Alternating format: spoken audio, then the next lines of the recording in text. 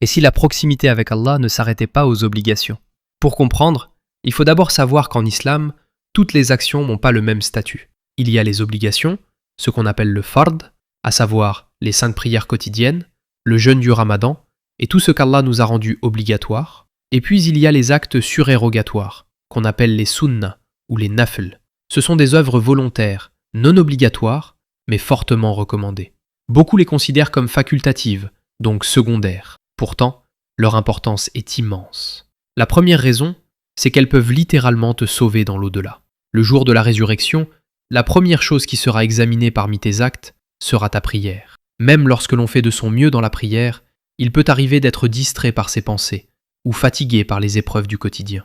C'est là que les prières surérogatoires prennent toute leur valeur. Si des manquements sont trouvés dans tes prières obligatoires, Allah ordonnera aux anges de regarder si tu possèdes des œuvres volontaires afin de compléter ce qui manque. Elles viendront réparer les fissures de tes obligations et combler leurs imperfections. C'est une véritable réserve de secours préparée pour ce jour-là.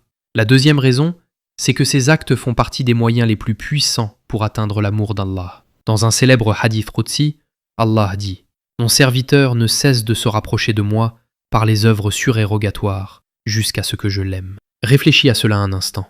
Les obligations te permettent d'obéir à Allah, mais ce sont les actes volontaires qui te rapprochent suffisamment pour atteindre son amour. Et lorsque le Créateur t'aime, sa protection t'accompagne, son aide te soutient, et tes invocations prennent une valeur particulière auprès de lui. La troisième raison, c'est que ces œuvres sont aussi une protection contre Shaitan. Chaque effort supplémentaire que tu fais pour Allah est une défaite pour lui. Lorsque tu accomplis les prières surérogatoires, lorsque tu multiplies les actes d'adoration alors qu'ils ne te sont même pas imposés, Shaitan comprend que ton attachement à Allah devient plus fort. Et plus ton lien avec Allah grandit, plus il perd son influence sur toi. Mais il faut garder une chose importante en tête. Les actes surérogatoires ne remplacent jamais les obligations. Ces actes permettent de renforcer et compléter ce que tu fais déjà. Alors ne sous-estime pas ces petites prières en plus, ces invocations discrètes ou ces adorations que personne ne voit.